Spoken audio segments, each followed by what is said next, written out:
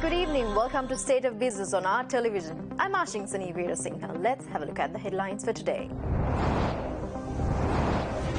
East Container Terminal will come into running in December, says Minister of Ports, Shipping and Southern Development Sagala Ratnayaka. Porsche Sri Lanka unveils new Macan for the first time in Sri Lanka. News in detail.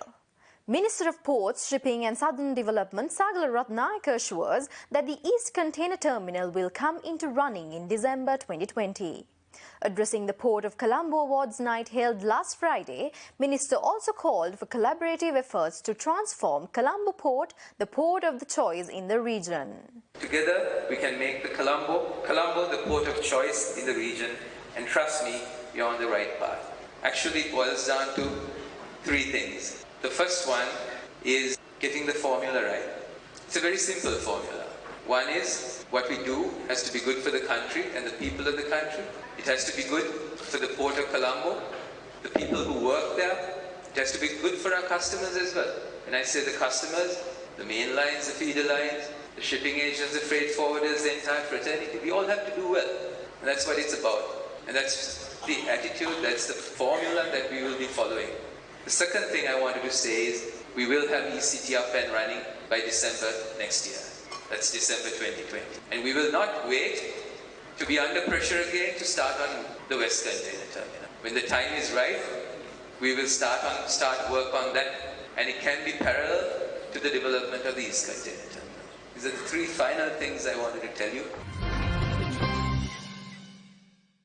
Meanwhile, speaking at the second consecutive Port of Colombo Awards night held in Colombo last Friday, both Chairman of Sri Lanka Ports Authority Kavan Ratnayaka and Minister of Ports, Shipping and Southern Development Sagala Ratnayaka commended the performance rates of the Colombo port. Accordingly, the second consecutive Port of Colombo Awards night was organized by Sri Lanka Ports Authority together with Jaya Container Terminals, South Asia Gateway Terminals and the Colombo International Container Terminals. The inaugural Port of Colombo Awards night was held on the 23rd of July last year and was attended by more than 30 top-level foreign delegates of shipping lines. This time, nominees like CMA CGM, COSCO and Evergreen Line were nominated under the main line operators at Awards night, and express feeders received the Best Feeder Line Awards at the event. Addressing the event, the Chairman of Sri Lanka Ports Authority, Kavan Ratnayaka, and Minister of Ports, Shipping and Southern Development, Sagala Ratnayaka, briefed about the growth at Colombo Port. According to internationally recognized global ranking indexes, the Port of Colombo is positioned as the world's 22nd best container port and the 13th best connectivity port in the world at present. And we got there with a little help from our friends, the shipping lines. Colombo Port has performed particularly well under challenging circumstances in the global sphere. We have seen a downturn in the global maritime sector this year, but the Port of Colombo has managed to secure a reasonable growth, an achievement that we can be proud of. During the first 6 months of 2019, the Colombo Port recorded a growth of 5.2%, and we performed better than many of the other ports in the region and across the world. For instance, during the same period, the Port of Shanghai recorded a growth of 5%, and the Port of Singapore, 0.1%.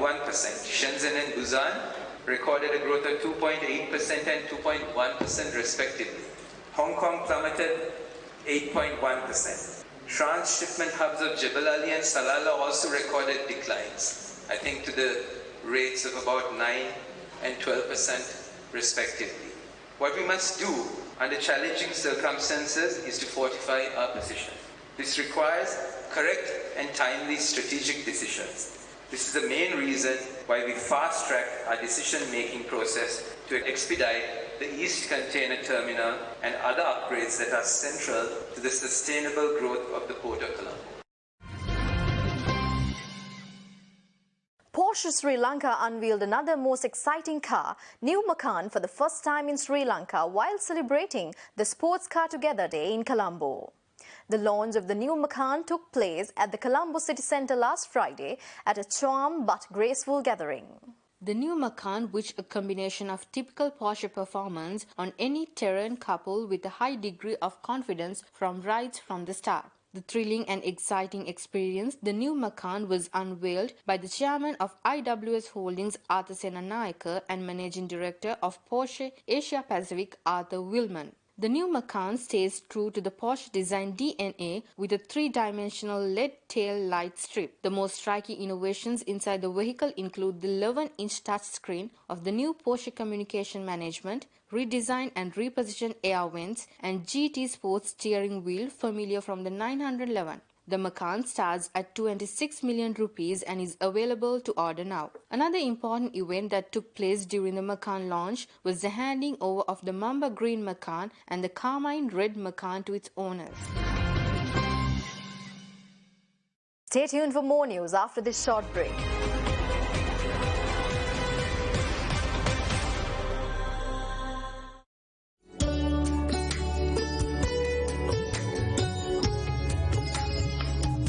Those who develop negativity.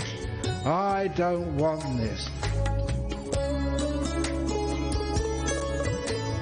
If you don't allow mistakes, then you really get stressed out. Number one, try not to make a mistake.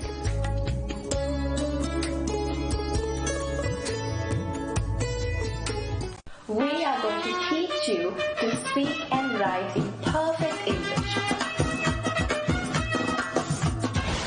A different method of learning English. Oh, shot, that's very well done.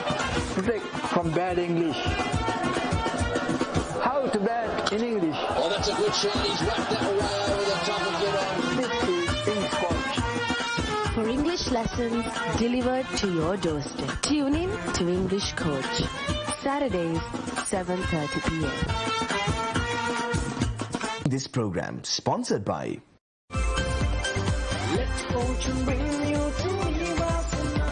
Supiri Vasana. Pursue your dream.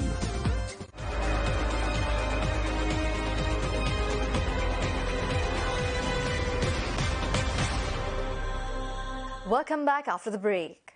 Prime Minister Ranil Wickremesinghe left for Maldives today on an official visit at the invitation of President of the Maldives, Ibrahim Mohamed Solih.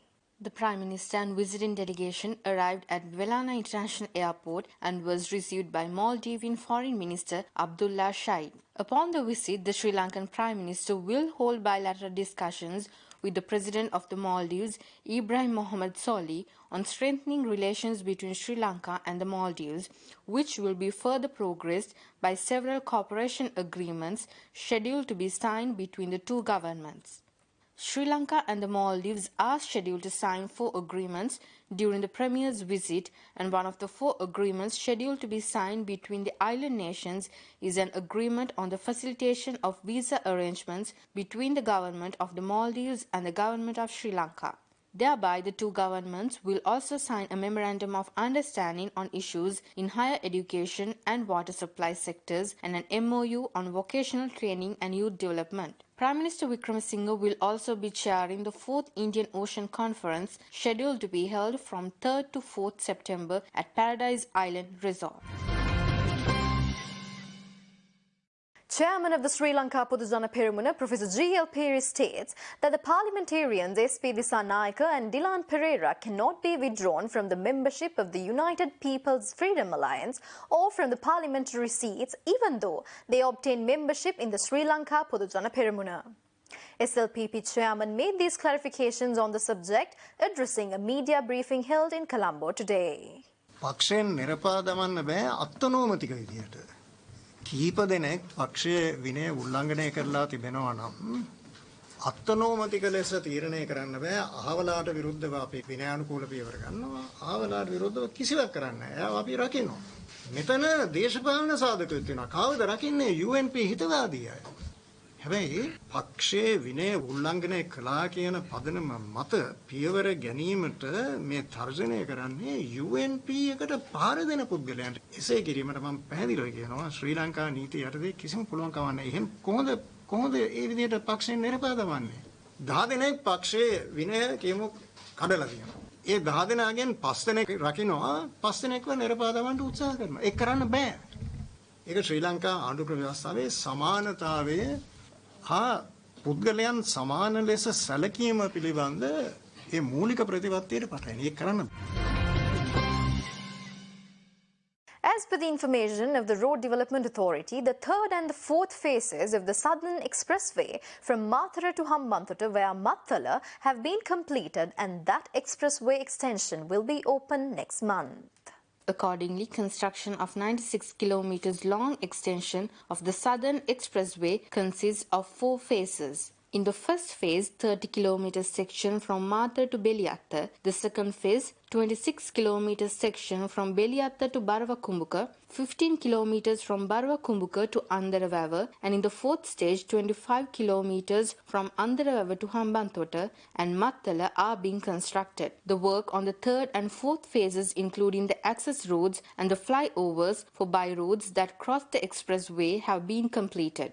Phase 4 commences from the Andaravava interchange and extends to Mattala via Hambantota. In phases 3 and 4, other roads can be accessed through the Baravakumbuka, Suryavava, Andaravava interchanges and Mattala Hambantota entrance. Significantly, the Southern Expressway extension is expected to reduce traffic congestion between Mathura and Hambantota in southern part of Sri Lanka, while promoting the flow of people and transportation of goods between Hambantota and capital city Colombo.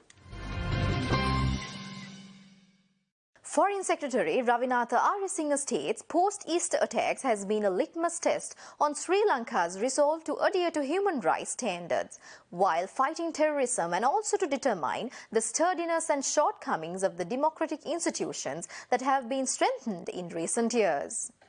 The Foreign Secretary made these claims delivering the valedictory address on the theme Lessons Learned in Dealing with the Challenges Faced by Sri Lanka in the Aftermath of April 21st at the conclusion of the 9th Colombo Defence Seminar 2019 held at the BMICH last Friday.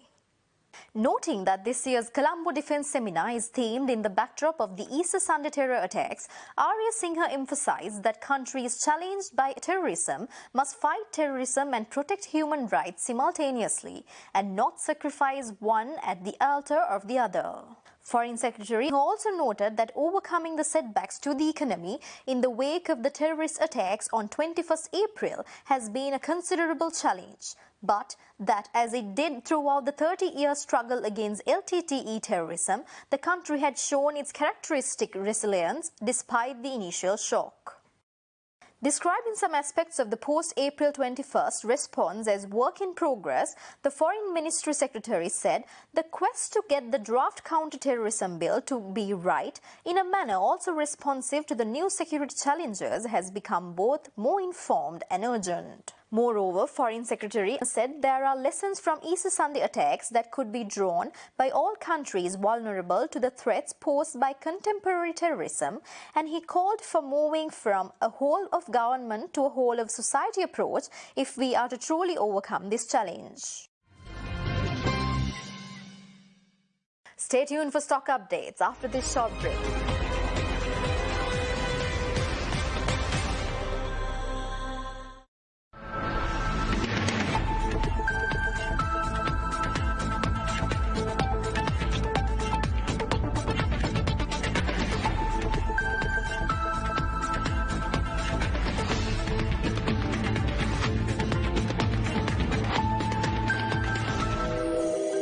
Roundup.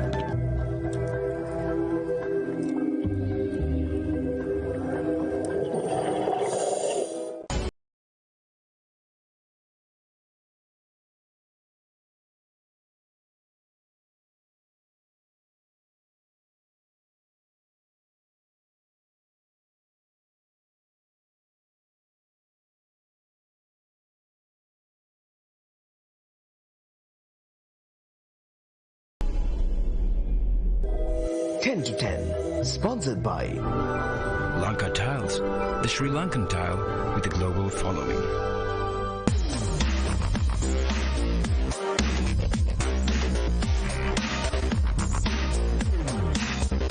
Volvo Cars Sri Lanka, which provides sales, service, and spare parts.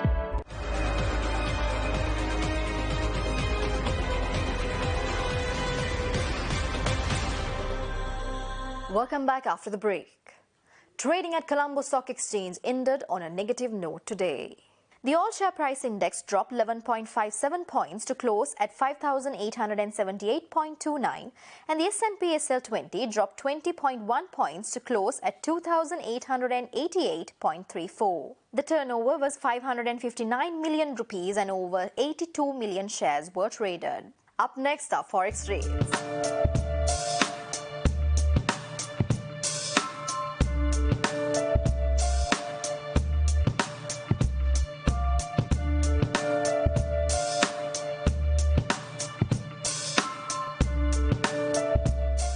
That's all the news for today. Join us tomorrow at the same time. Until then, take care. Good night.